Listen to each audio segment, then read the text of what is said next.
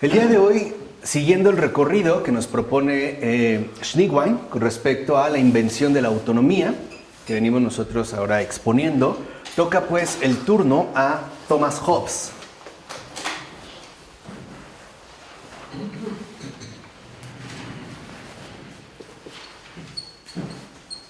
Thomas Hobbes, un inglés. Thomas Hobbes es, ante todo, un autor que en pleno siglo XVII, es decir, los años 1600, un autor, repito, que en pleno siglo XVII causó como una gran revuelta y de hecho lo sigue haciendo, especialmente por los planteamientos que él realizó y que además llevó a cabo de una manera, por decirlo así, bastante incisiva. Tuvo pues ya en vida, ¿no?, como muchos comentarios negativos, muchos ataques, muchas confrontaciones y en general desató una disputa que quizás hasta el día de hoy no se ha logrado pues resolver por completo. Lo primero que podemos decir es que lo mismo que Hugo Grocio, Hobbes va a escribir particularmente sobre la guerra y la paz. Pero, a diferencia de Grocio, que ponía un énfasis particular en las contiendas, por así decirlo, internacionales, Thomas Hobbes va a poner un énfasis muy particular en el caso de la guerra civil. ¿Por qué? Porque recordemos que Hobbes vivió lo que podemos llamar esa espantosa guerra civil inglesa y además sufrió en carne propia muchas de las consecuencias que trajo consigo esta guerra civil. Ahora, vale la pena mencionar que esta guerra civil inglesa, ¿no?, que se desarrolla en el siglo XVII, tiene también un trasfondo teológico. Es decir, la guerra civil inglesa también tiene en gran medida como raíz de gestación la Reforma Protestante. Este cisma establecido por Lutero en su momento y después importada a Inglaterra por Enrique VIII en el siglo XVI, es decir, un siglo antes, no solo trajo consigo el cambio con respecto a lo religioso, sino que sobre todo influyó de manera particular en reconfigurar la sociedad en base a bandos de contienda. Es decir, estableció divisiones sociales y por ende también trajo consigo multitud de contiendas que finalmente desencadenaron en la guerra civil. Una guerra civil que ciertamente fue sumamente sangrienta y pues sumamente dolorosa y lamentable. Es siglo XVII. Es pues, ¿no?, como el trasfondo en el cual, o el contexto más bien, en el cual está inscrito Thomas Hobbes. Y para Thomas Hobbes, lo fundamental es lograr alcanzar la paz,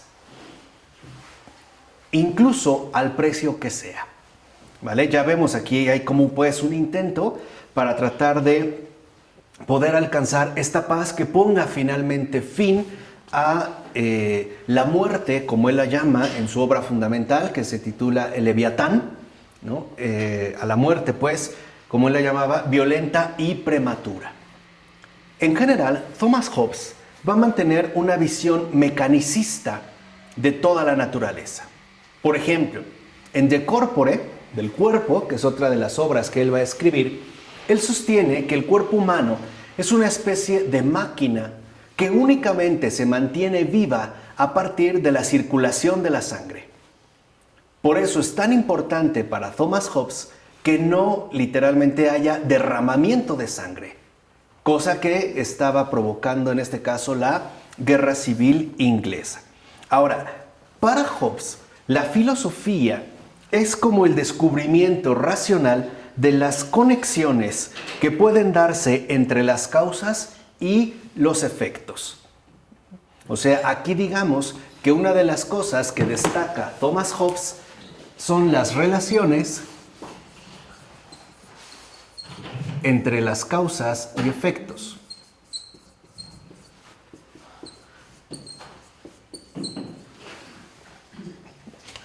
es, digamos, lo que él va a considerar que es la filosofía, el descubrimiento de las relaciones que pueden darse entre causas y efectos, a fin de producir, dice Thomas Hobbes en el Leviatán, esos efectos que la vida humana requiera. Y lo que más necesitamos, o el efecto que más necesitamos, es la paz.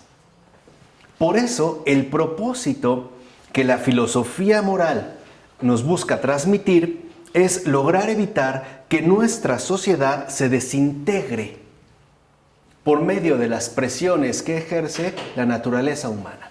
O sea, en pocas palabras, que se ponga punto final a las contiendas bélicas. Dijimos, no tanto a nivel internacional cuanto a nivel local. Podemos decir que lo que a Hobbes entonces le importa es que se acabe la guerra y que se instaure la paz. Pero como hemos dicho, una paz que debe ser conseguida al precio que sea.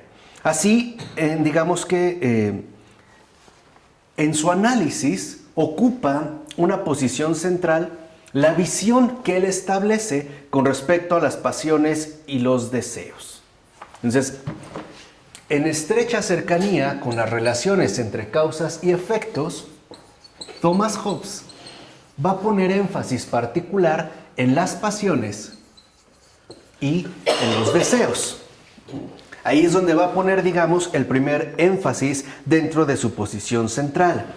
De tal manera que para Hobbes, este análisis realizado en torno a las pasiones y los deseos implicaría no solo una referencia psicológica, sino también, en este caso, física, es decir, mecánica, que es lo que yo les había mencionado hace un momento, dentro de esta visión general. Por eso va a aseverar de manera categórica Hobbes lo siguiente, lo dice en el Leviatán: no existe tal cosa como ese finis ultimus, o ese summum bonum, que se nos habla en los viejos libros de filosofía moral. ¿Vale? Esta es como su primera aseveración importante. No hay tal cosa como un fin último o el sumo bien. Recordemos, como ya lo mencionamos, que para Santo Tomás, Dios nos ha creado para que hallemos nuestro bien solo en Él. Y es la ignorancia la que nos engaña, haciéndonos creer que podemos encontrarlo, digamos que podemos encontrar ese fin a través de otros bienes, particularmente terrenales. Aunque, como resulta evidente, quedemos plenamente insatisfechos una vez que los obtenemos. Por eso Santo Tomás de Aquino dirá en la Suma Teológica: el hombre no es perfectamente bienaventurado mientras le quede algo que desear y buscar. En pocas palabras, la plenitud de nuestra realización consiste en que todos nuestros deseos, incluido el más fundamental de la bienaventuranza, quede plenamente satisfecho. Cosa que solo Dios puede lograr. ¿Vale? Eso es entender un poco para el contraste que vamos. Pero también tenemos deseos desordenados. ¿De qué deseos estás hablando? No, o sea, del deseo del sumo bien. Digamos, el deseo central hacia el cual nos dirigimos. Dijimos, la ignorancia es la que nos puede engañar, haciéndonos creer que alcanzaremos esta bienaventuranza o esta beatitud a través de otros bienes, en este caso terrenales, que, como sabemos, finalmente nos engañan porque no cumplen lo que prometen. En pocas palabras, no nos dan esa felicidad plena que nosotros anhelamos y que además Dios es el único que nos puede proporcionar. Por eso Santo Tomás de Aquino estaba pues convencido de lo siguiente: una vez que hayamos conocido a Dios, ya no desearemos ninguna otra cosa. ¿Vale? Se entiende, digamos, dentro de esta postura. Ahora, para Hobbes, fíjense, a diferencia de Tomás de Aquino, la ausencia de deseo equivale a la ausencia de movimiento y por lo tanto equivale a la muerte. Entonces, lo que vemos es que de entrada el esquema explicativo que propone Thomas Hobbes se mueve en un plano meramente físico, es decir, un plano donde ante todo predominan las relaciones que se dan entre causas y efectos. O sea, Hobbes se mueve en el plano del mecanicismo. mecanicismo, a la manera pues de una máquina, que será una postura que tomará fuerza precisamente a partir de Hobbes y en particular en el siglo XVII, en el siglo XVIII. De ahí pues empezará a surgir paulatinamente la idea, por ejemplo, de el hombre-máquina, ¿no? Que funcionamos pues como una máquina. Entonces, para Hobbes, las pasiones y los deseos son las fuentes de nuestros movimientos vitales. Y por lo tanto, carecer de deseos significaría incurrir en la ausencia de movimiento y por lo tanto en la muerte. Entonces, lo que para Tomás de Aquino es vida eterna, para Hobbes en este caso es muerte. ¿Por qué? Porque Hobbes va a formular una concepción muy particular de la dicha. ¿Qué es la dicha? Según Thomas Hobbes, procurar y obtener todo lo que queramos. Esa es la dicha, según... Hasta la cámara se fue para atrás. Hasta la cámara ella se está desmayando. Bueno, de acuerdo con Thomas Hobbes, ¿qué es la dicha? Procurar y obtener cualquier cosa que queramos. Entonces, si lo ven, de entrada, las pasiones y los deseos apuntan a la dicha. Y la dicha es, como dijimos, procurar y obtener, o sea, movernos para lograr alcanzar todo lo que queramos. Esa es la dicha.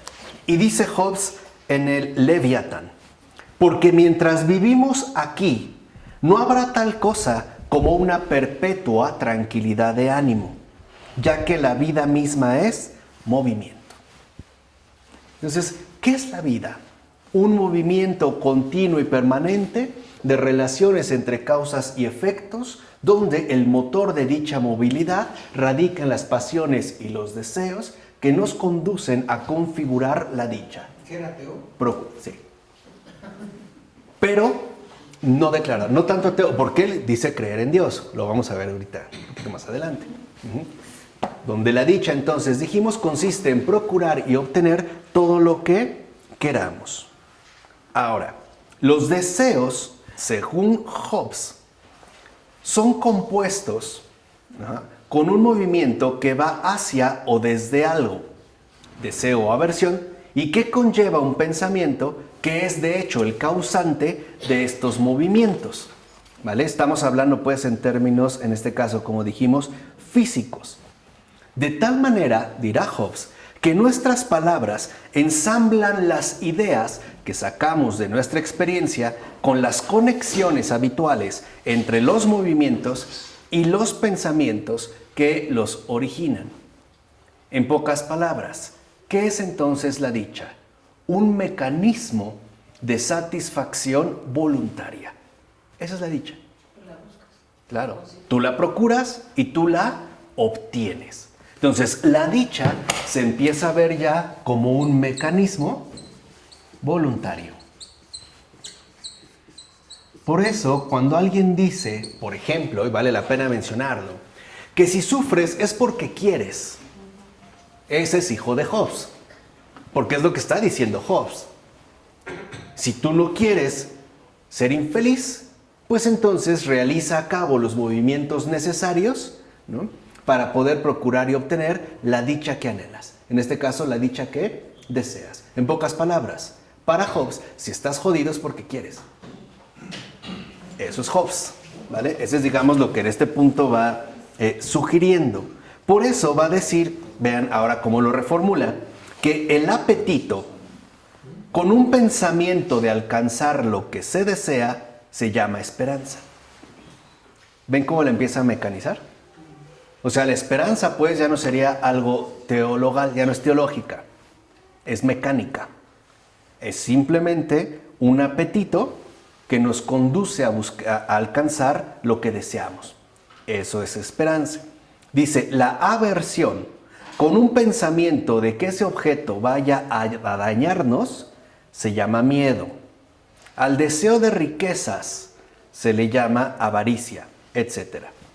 En pocas palabras, los apetitos, según Thomas Hobbes, son fuerzas causales que es justamente lo que daría base y fundamento a las relaciones entre causas y efectos, ¿no? Fuerzas, ¿Qué son los apetitos, Marco? ¿Qué son los apetitos? los deseos, las apetencias, todo aquello que nosotros de una u otra mente queremos o no queremos. Eso es como lo que apetezco, ¿no? Cuando te apetece, quisieras esto, tiene que ver pues con voliciones. Aquello, digamos, serían como los movimientos de la voluntad. Esos serían, digamos, los ¿Y el apetito apetitos. irascible y el concupiscible cuál sería La diferencia, en el apetito irascible sería, digamos, como, no tanto como una apetencia, sino como un rasgo particular, por ejemplo, de una cierta persona. No se hablaría tanto como de un apetito irascible, sino a lo mejor de un perfil o de un carácter o de algo así en particular. Sabemos que, por ejemplo, el apetito irascible sería el querer siempre, ¿no?, mantener como un estado emocionalmente alterado, basado en la furia o el enojo.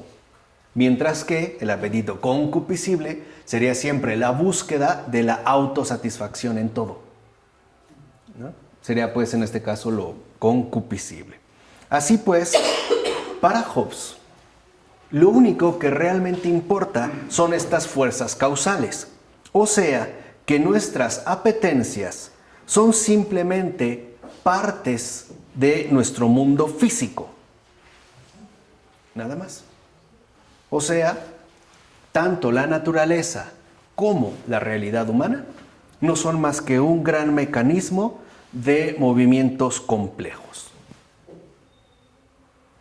¿Qué saca de ahí Hobbes? Que la sociabilidad natural no existe. Esa es, digamos, ya como la primera derivación radical que saca Hobbes. ¿Qué es la sociabilidad natural? Ajá, o sea que no somos sociables por naturaleza. Más bien, por naturaleza, dice, no somos animales políticos. O sea, está criticando a Aristóteles, que decía que el hombre es un politicón, ¿no? Un hombre social. Él dice, no, por naturaleza no somos sociales. Es más, no tenemos, dice Hobbes, ningún deseo natural de estar juntos. Y no nos mueve a asociarnos el amor hacia los otros. No es literalmente lo que nos mueve a asociarnos. Por eso va a decir en De Chive, o el ciudadano, no busquemos pues por naturaleza compañeros, sino obtener de los demás honor o comodidad. Esto es lo que buscamos en primer lugar. Entonces, egoísmo, nada más. Claro. Y a los demás los buscamos solo de manera secundaria. O sea, en la medida en que puedan reportarnos o no ventajas y beneficios. O sea, en pocas palabras, para Hobbes, la dicha como mecanismo voluntario no sería otra cosa más que el propio provecho. ¿Por qué entonces nos organizamos en una sociedad? Por nuestro bien. Exacto, por el bien propio, para sacar mejor provecho de mi situación. Pero no es por naturaleza, claro, por conveniencia, por astucia, por comodidad, por honor, etc. Pero no es... Destruyó la caridad. Entonces. Claro. Sí, por eso lo vemos, ¿no? En el caso del amor, ¿no? Dijimos, no, eso es lo que nos lleva, ¿no? Dice, por eso el amor propio, en este caso, o mejor dicho, el propio provecho, es el origen fundamental de las sociedades. También es lo que al mismo tiempo provoca las enormes dificultades para poder preservarlas. ¿Por qué? Porque entonces cada quien ve por lo suyo. De tal manera entonces Hobbes dice que el egoísmo es la principal y acaso la única motivación humana que pueda ser eficaz. Por eso dirá de manera tajante en De Cive, o el ciudadano, que es otro de sus textos. En los actos voluntarios de todo hombre, busca siempre él algún provecho para sí mismo.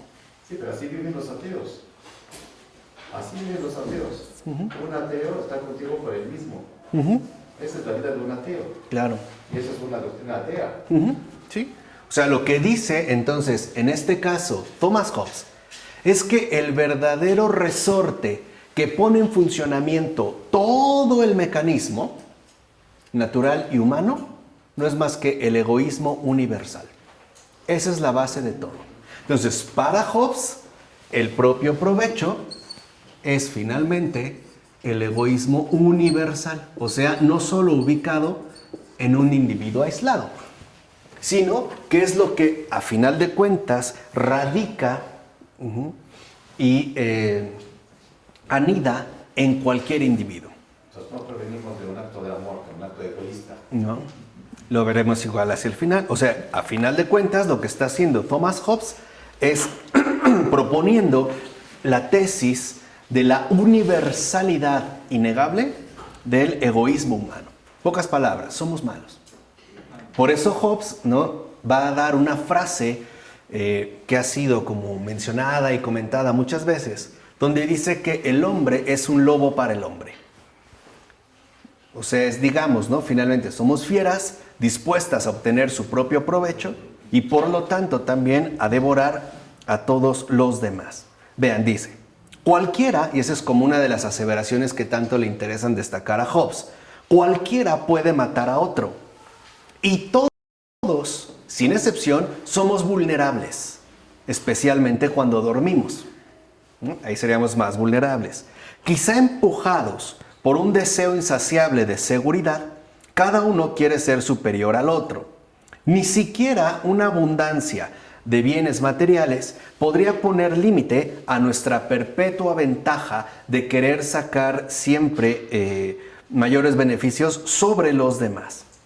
Y añade, vemos que algunos roban y matan a otros, y no podemos saber quién pueda ser capaz de amenazarnos o quién no.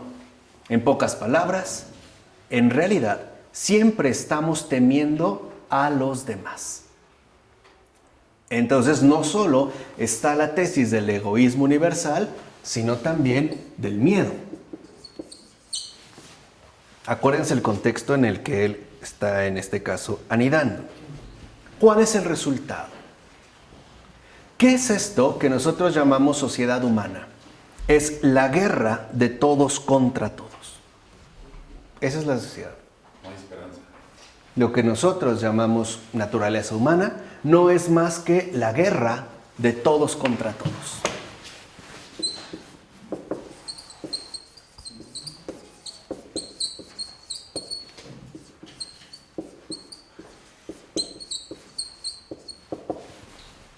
Uno podría no estar de acuerdo, pero uno intuye que algo anda ahí, que no anda, o sea, que no está pues del todo equivocado.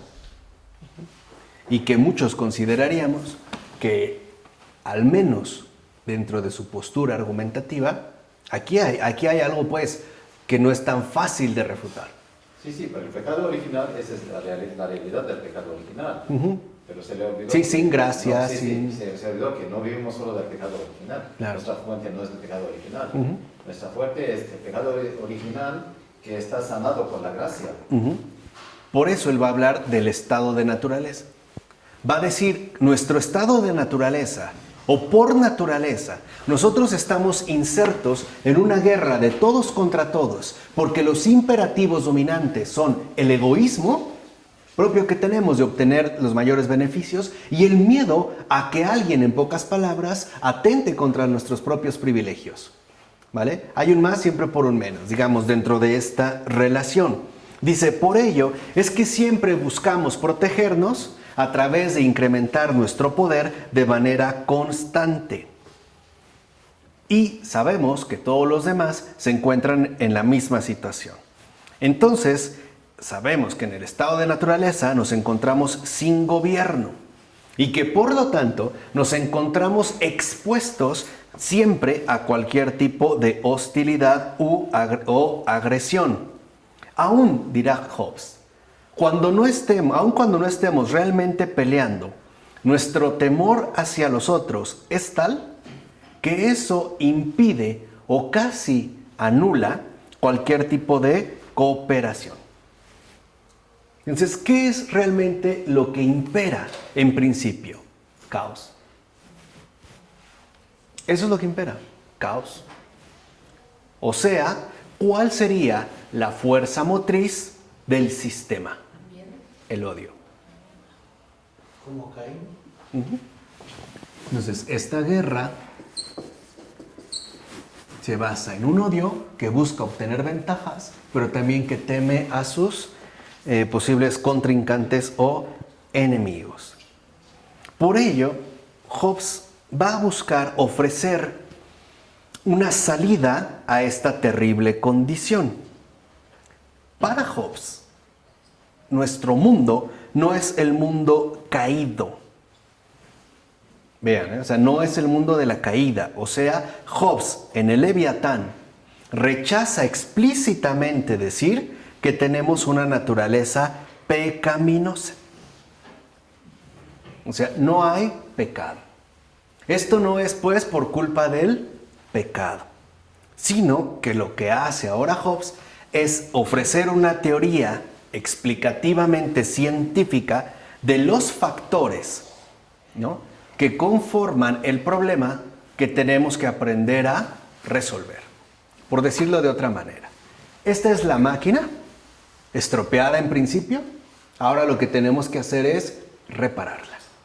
¿Qué dijimos? Este odio finalmente nos conduce a la peor de todas las situaciones: la muerte violenta y prematura, ¿vale?, en torno a la guerra civil. Por eso Hobbes va a tratar, en primer lugar, de reformular las nociones de lo bueno y lo malo. En principio, se supone que se definían en relación con los deseos de cada individuo. Ahora, la única manera, va a decir Hobbes, de poder regular, de poder conjugar de la manera más óptima esta multiplicidad de deseos es a través del establecimiento de un gobierno. O sea, que todos nuestros deseos queden sometidos a los deseos de un único soberano, ¿no? Claro, esto nos puede sonar como bastante extraño.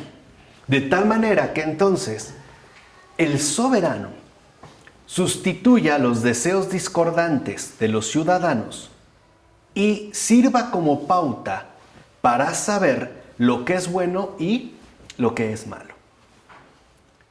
O sea, para Hobbes, el gobierno surge de la necesidad que tenemos por el ambiente de odio en el cual de entrada nos encontramos insertos. Y la única manera, pues, es renunciando a mis propios deseos a favor de un único soberano. De un único, vamos a decirlo así, en este caso, gobernante. Por eso, la noción clave en el caso de Hobbes es el de necesidad. Hobbes, por ejemplo, dice que todos huimos de lo que consideramos el mal mayor, la muerte. Cada uno de nosotros, a final de cuentas, trata de ingeniárselas para evitar este mal mayor. Es decir, hacemos lo que se nos ocurre con tal de finalmente no morir. Por ello, dirá Hobbes, cuando nosotros buscamos preservar la vida, ciertamente lo hacemos en base ¿al qué? Al egoísmo. Buscamos pues preservar la vida, cueste lo que cueste. Pero en el estado de naturaleza, cada uno tiene derecho a todo y nadie puede, digamos, como actuar injustamente porque lo hace por preservarse a sí mismo. Por ejemplo, si hay una hambruna, comerme a mis hijos no es una injusticia. Simplemente sería una necesidad de preservación. ¿Vale? Por eso les decía que era tan importante la clave de necesidad. Dice, pero encontrándonos en estado de naturaleza y nuestras vidas siempre estando bajo amenaza, no quisiéramos nosotros tener que sufrir en nuestra vida. Por ello, hay que prohibir, en principio, todo lo que atente contra la preservación de nuestra vida. O sea, lo que se tiene que prohibir es todo aquello que amenace la propia vida. Y por ello es que nos vemos necesitados a buscar la paz. Entonces, ¿por qué quiere, en un sentido, vamos a decirlo así, negativo, alcanzar la paz Hobbes? Para no perder la propia vida, para no sufrir el riesgo de una muerte violenta y prematura. Y en sentido positivo podríamos decir que Hobbes busca la instauración de esta paz para que podamos vivir tranquilamente. ¿Se entiende? ¿Vale? Eso es lo que busca, digamos, que podamos vivir con tranquilidad. De tal manera que si nos reconocemos como seres sumamente destructivos unos para con otros, entonces esto nos puede conducir a la necesidad de buscar la paz. Por consiguiente, buscar la paz, dirá Hobbes, es la primera ley de la naturaleza. Esa es la primera ley. Ahora, entiéndase, por paz está entendiendo la evitación o la erradicación de la muerte violenta y prematura. Esa es la primera ley de la naturaleza, buscar la paz, acabar con todo aquello que amenaza nuestra vida. La segunda es, si la paz no es posible, haz lo que tengas que hacer para permanecer con vida. Entonces, si no se puede alcanzar la paz y lo que hay es guerra, entonces haz lo que tengas que hacer precisamente para mantener y permanecer, más bien para permanecer con vida. Así pues, ¿cómo de alcanzarse la paz? Según Hobbes, renunciando a nuestro derecho a todo. Solo así. ¿Qué significa esto? Lo siguiente. Reconociendo, o tengo que reconocer que la paz me es necesaria. Y al serme necesaria, al reconocer o al conocer que me es necesaria, podrá cesar mi deseo de poder ilimitado, de gloria y de cualquier otra cosa que antes haya querido. Por ello, cuando esto ocurre, se me dice que renuncio a mi derecho, es decir, a tenerlo todo. Entonces, la paz solo es posible por medio de una limitación de derechos. O sea, a través de una renuncia radical a mis propias apetencias. Primero, si lo ven, muestra como un panorama que nos convenza de lo necesario que es, pues, renunciar a todos nuestros derechos. Y por lo tanto, someternos a un solo soberano. Dice, pero hay límites a esta renuncia de derechos. El primero es que yo no puedo renunciar a mi derecho a defenderme ante una inminente amenaza de muerte. Por ejemplo, si alguien me amenaza de tal forma que corre peligro mi vida, entonces yo no puedo renunciar al derecho a defenderme. Más bien yo tendría que hacer todo lo que pueda, todo lo que esté a mi alcance por seguir con vida. En pocas palabras, antes de que me mate, yo lo mato. ¿Vale? Sería pues como esta limitación. Dice, este es el único derecho al que no podemos renunciar. O sea, el único derecho al que no puedo renunciar es al de seguir viviendo. A todos los demás puedo renunciar. En pocas palabras, mientras a mí, el soberano, me garantice una vida en paz y tranquila, no hay problema. Lo único a lo que no puedo renunciar es a mantenerme con vida. Por ello, nos es necesario renunciarlo a todo, menos a vivir. No podemos, dirá Hobbes, renunciar a este derecho. Habla de egoísmo, luego habla de renuncia, hay mucha contradicción. No. ¿Cómo pasa del egoísmo a la renuncia? Primero exalta el egoísmo para que nos intente convencer de que es necesario renunciar a esto.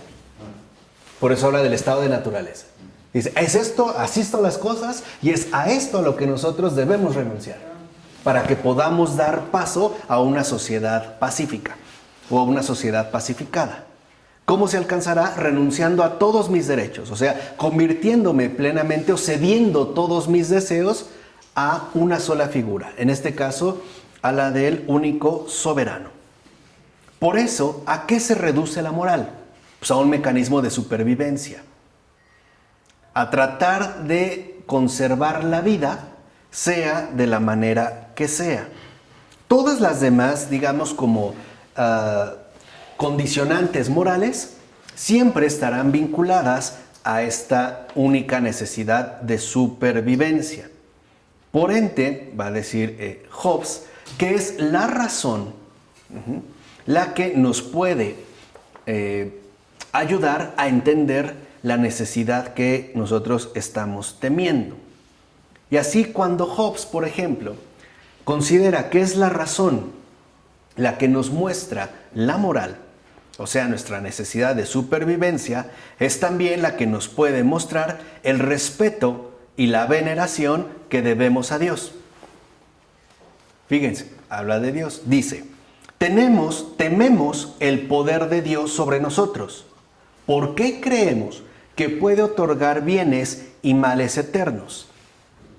Y por lo tanto, eso es lo que nos lleva a creer que debemos obedecerlo. Exacto, es decir, lo que habíamos dicho hace un momento, por miedo. ¿No? Es digamos como aquello que nos mantendría más o menos limitados.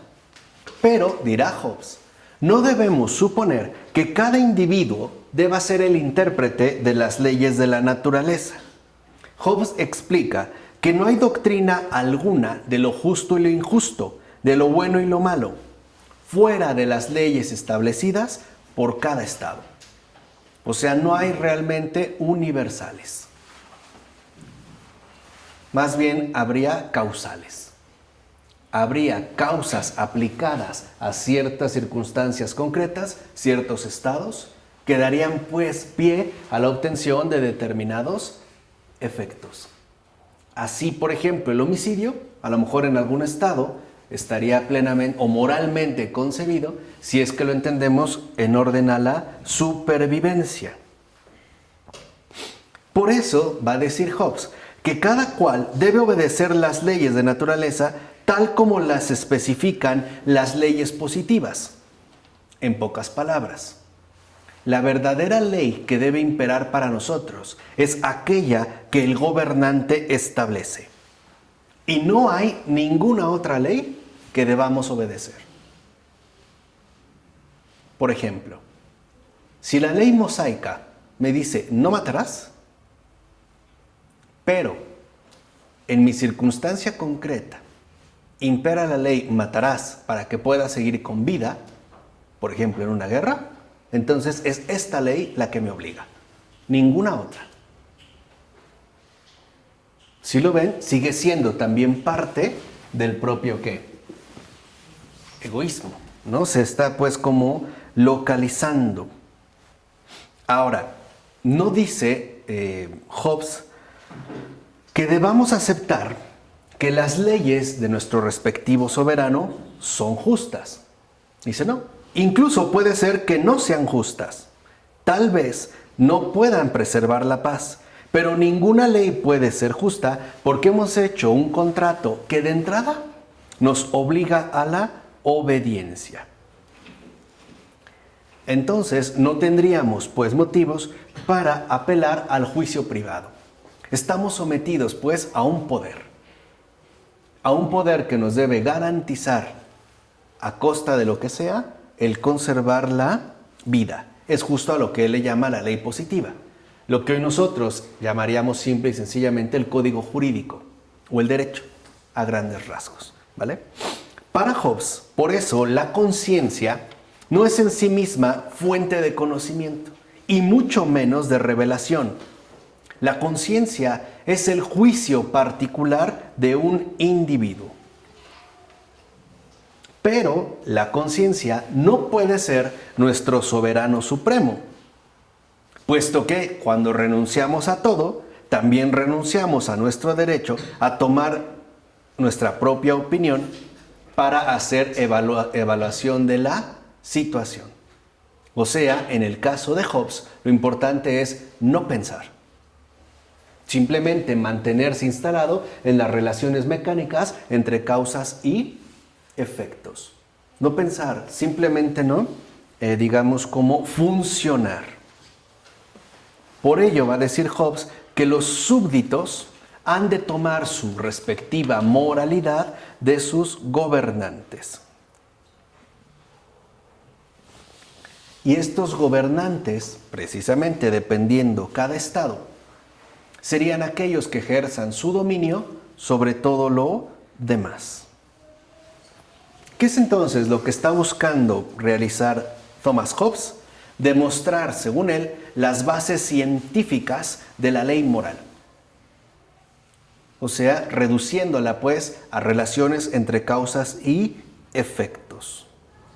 Por eso Hobbes también se va a desvivir por incluir otro tópico de su tiempo al vincular la moralidad a la religión, diciendo que los dictados de la razón sobre cómo debe vivirse son únicamente teoremas para la supervivencia. La moral únicamente tiene como única regla total la supervivencia.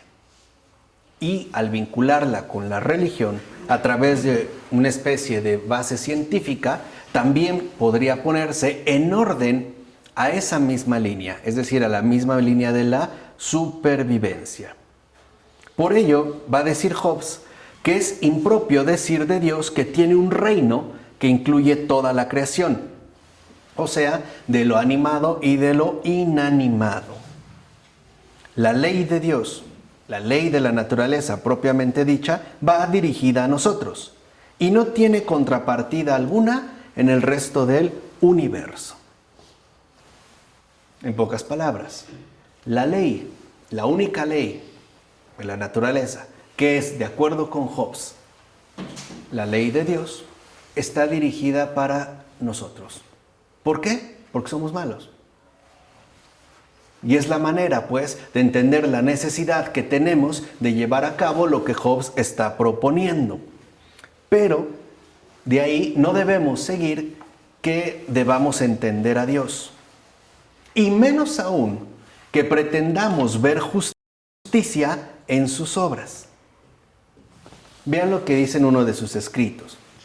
Eso que los hombres hacen entre ellos aquí con pactos y convenios, y que llaman con el nombre de justicia, y conforme al cual son reputados y tildados correctamente de justos o injustos, no es el rasero por el que las acciones de Dios Todopoderoso han de medirse y además llamarse justas.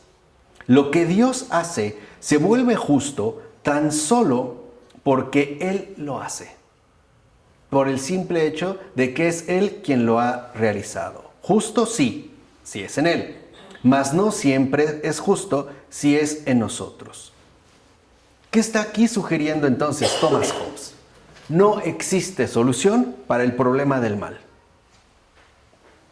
No deberíamos ver ningún propósito moral en la forma, por ejemplo, en la que se reparten los bienes y los males en este mundo. Porque si así son las cosas, entonces es porque es Dios quien las ha querido así, y punto. Lo que les decía, no hay invitación a pensar, a indagar, a profundizar. Es simple y sencillamente, ¿no? Algo proveniente del poder de Dios y por lo tanto debe de ser aceptado. Por ello, la similitud que puede establecerse entre Hobbes y las doctrinas protestantes de la gracia anticipadora y de la salvación como elección, obviamente no pueden pasar desapercibidas. Ahora, no solo es en lo tocante a la justicia que Hobbes piensa que Dios es incomprensible para nosotros. Prácticamente, dirá Hobbes, ningún lenguaje que se aplique a Dios puede ser literal. Por ejemplo, literalmente podemos hablar del poder de Dios, pero lo hacemos únicamente a través de un lenguaje expresivo. Cuando llamamos, por ejemplo, bueno a Dios, solo estamos expresándole una admiración indefinida. Es una admiración semejante la que expresamos cuando hablamos de Dios como alguien que existe, que no es idéntico al mundo, que no tiene ni forma ni partes, ni ubicación ni pasiones. Con estas palabras, dice Hobbes, no estamos describiendo absolutamente nada. Solamente estamos honrando a Dios, al expresar así nuestros sentimientos de temor y de esperanza. Todo esto, dicho sea de paso, enlaza bastante bien con la visión luterana y calvinista de que Dios está más allá de nuestra comprensión intelectual. ¿Se acuerdan que también ya la habíamos mencionado en su momento? Tanto para Lutero como para Calvino, la razón no es vía, ¿no?, para encaminarse hacia Dios, y mucho menos para entrar en relación con Él. Simple y sencillamente, ¿no?, únicamente bastará la fe. De hecho, Hobbes va a insistir en que Dios únicamente ordena lo que la razón hace claro ser obligatorio para nuestra respectiva preservación. ¿Qué es entonces, según Hobbes, lo que Dios quiere de nosotros? Que preservemos la propia vida. De acuerdo con Hobbes, eso es lo que Dios nos pide. Que preservemos la propia vida. Esa, digamos, sería como la ley suprema. No hay una referencia explícita a si él era ateo o no era ateo. No hay, digamos, como una fórmula clara. Lo que sí podemos ver es que en el caso de Hobbes aparecen muchas explicaciones naturalistas de la creencia religiosa, que él más bien remite a la curiosidad natural y al temor que surge con respecto a la ignorancia de aquello que originan que las cosas afecten nuestra seguridad. O sea, también todo se va a referir a unas relaciones entre causas y efectos. También sustenta que si Dios existe, este Dios es material, porque es la única manera en la que también puede encajar dentro del gran sistema de relaciones entre causas y efectos. Y el alma también. Por eso va a decir Hobbes que el alma no es inmortal por naturaleza. Ahora, en muchos de los escritos de Hobbes se habla de religión en general, pero se habla de manera específica del cristianismo. Y de hecho es un tema que aparece muy resaltado en sus obras. Por ejemplo, la mitad de Leviatán, que no es una obra pequeña, está dedicada a ello. Dice Hobbes que no puede escaparse del poder de Dios. Va a citar con frecuencia las Escrituras para dar apoyo a sus ideas. Incluso aboga por su peculiar manera de interpretar ciertos pasajes bíblicos. Y nos dice que creer en Cristo es necesario para nuestra salvación. Por lo menos, si uno considera de entrada que Hobbes es ateo, habría que como que indagar un poquito más si realmente lo es o no lo es. Ahora, Hobbes va a estudiar la religión debido a un interés semejante al de Maquiavelo. Ambos piensan que la religión es importante en términos civiles. Es decir, la religión, ante todo, tiene que ser una religión civil. Una religión civil capaz de influir en la voluntad de los ciudadanos para que éstos obedezcan de manera total al soberano.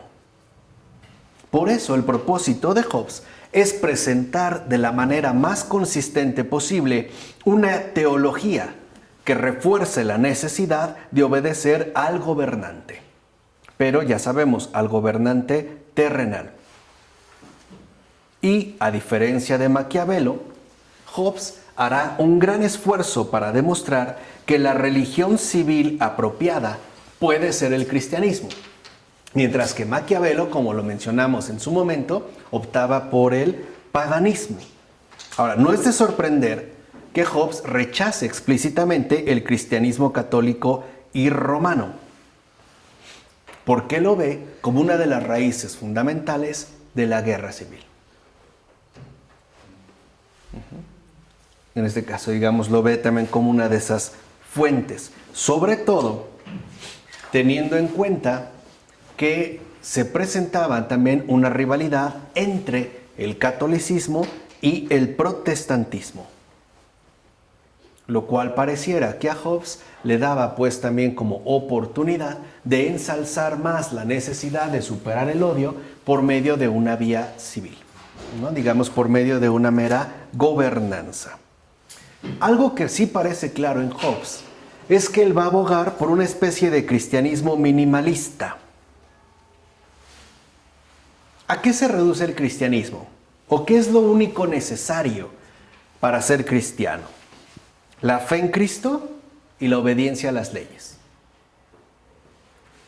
O sea, Dios por allá, a través de la fe, y mi obediencia a las leyes aquí, a través de este gran mecanismo que me debe conducir a la preservación de la vida. Esto enlaza bastante bien con Lutero. Por ejemplo, ¿eh? Yo en mi Biblia. Y claro, sí, por ejemplo, a mí se me prohíbe mentir, pero es debido, por ejemplo, si alguien llega una persona con una pistola buscando a fulano de tal para matarlo, por ejemplo, un sicario. En la teoría de Hobbes, ¿puedo mentir? Sí. Es más, no solo puedo, debo mentir para preservar mi vida. Pero mi fe en Cristo me resguarda de esta situación. ¿Por qué? Porque si tengo fe en Cristo me salvo.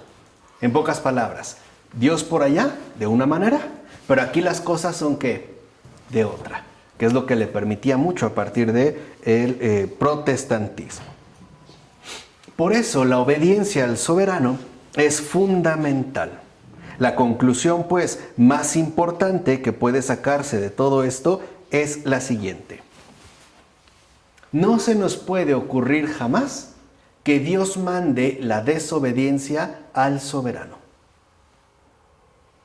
O sea, desobedecer al soberano, mejor dicho, no quedar sometido al poder dominante es, digamos, lo más opuesto a lo que Dios dicta, manda y ordena. En pocas palabras, Dios jamás manda la desobediencia al soberano, o sea, la rebelión o la desobediencia civil. ¿Qué es entonces lo que Dios quiere de nosotros? Que para salir de esa guerra de todos contra todos, quedemos en absoluta obediencia al soberano de nuestro respectivo territorio. Que quedemos pues, ¿no?, sometidos a él. Hobbes por eso va a creer también que la tendencia humana a temer amenazas desconocidas que atenten contra la vida misma moviliza gran cantidad de energía y eso permite, en todo caso, que la gente inevitablemente invente, cree y actúe según relatos religiosos. O sea, lo que nosotros llamamos religión no es otra cosa más que un producto obtenido a través del miedo. Es lo que va a sostener Hobbes. Y para tener dominio sobre esta peligrosa tendencia de invención religiosa, el soberano debe ser a su vez el supremo doctor eclesiástico, el cual debe finalmente ejercer un absoluto control sobre las declaraciones del credo público y el gobierno de la iglesia. Fíjense, si antes el soberano, por ejemplo San Luis Rey, tenía claro que aún siendo rey, él al mismo tiempo es súbdito del Rey de Reyes y se busca elevar el reino al reino de Dios, ahora se trata de que el reino de Dios quede finalmente, ¿no?, inserto en el reino en la tierra. En pocas palabras, para Hobbes, lo importante es que el soberano sea un Dios mortal, al que hagamos Señor nuestro, porque ese es el mandato de Dios. No desobedecer al soberano, al gobernante, para, digamos, promover la rebelión o la desobediencia civil. Será este Dios mortal, así lo llama Hobbes, quien decide tanto lo que es bueno o lo que es malo, como lo que debemos creer sobre el Dios inmortal. o sea, sobre nuestras respectivas creencias con respecto a Dios. Sacerdotes, iglesias y escrituras no tienen autoridad alguna. La autoridad proviene de nuestra deidad mortal, del gobernante. Ese es el Leviatán. Esa es justamente la figura de el Leviatán. Ya sabemos que con el voluntarismo, Lutero y Calvino no se proponen echar fuera a Dios de la comunidad humana, pero sí lo emplean para asegurarse del buen funcionamiento de nuestra dimensión civil, ¿no? ¿Se acuerdan que lo habíamos visto también con mucho detalle con Charles Taylor? Que seamos buenos ciudadanos, ¿no? Ejemplares, responsables, etc. O sea, Dios sirve pues para engrasar bien la máquina social, o lo que llamamos en este caso sociedad. Además de que ellos buscaban que Dios se viera sobre todo manifestado en los rasgos centrales de nuestra vida cotidiana, que también Charles Taylor nos mencionó, cuando se exalta, ¿no? Finalmente la vida cotidiana. Y por ende colocan ahora en un primer plano el moralismo. Pero en Hobbes la cosa ha cambiado, porque el propósito de Hobbes es respaldar la tesis de que el contenido y la preservación de la moralidad son asunto nuestro. Aquí hay pues, ¿no?, como una escisión.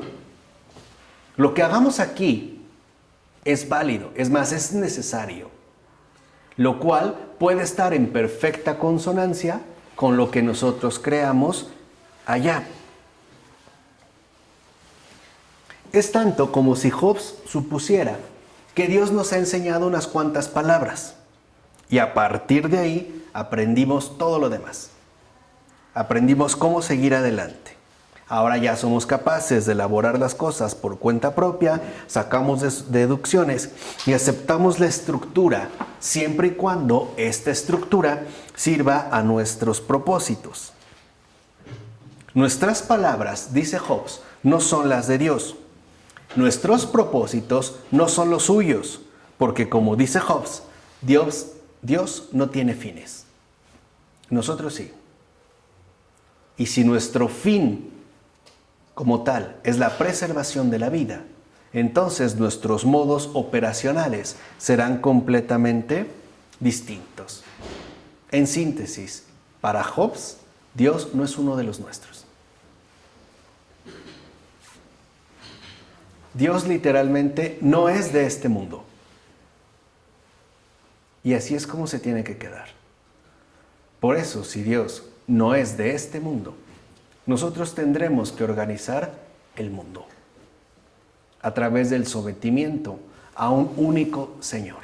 De hecho, podríamos decir a la figura central de el Señor del mundo. Y siguiendo esta línea, entre paréntesis, esta como separación tan tajante entre lo terrenal y lo celestial, es evidente que ha adquirido cada vez, ¿no?, una mayor relevancia. Lo vimos también con Charles Taylor cuando hablábamos de no solo la era secular, sino de la laicidad, ¿no? Cómo se ha tratado pues de desvincular. Pero además, este Señor del mundo, y aquí me parece un detalle muy importante, en efecto adquiere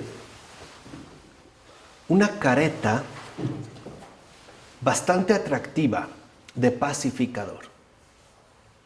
Robert Hugh Benson, este gran converso anglicano, escribió una novela que se llama El Señor del Mundo, que de hecho es el libro que el Papa Francisco recomienda leer ya.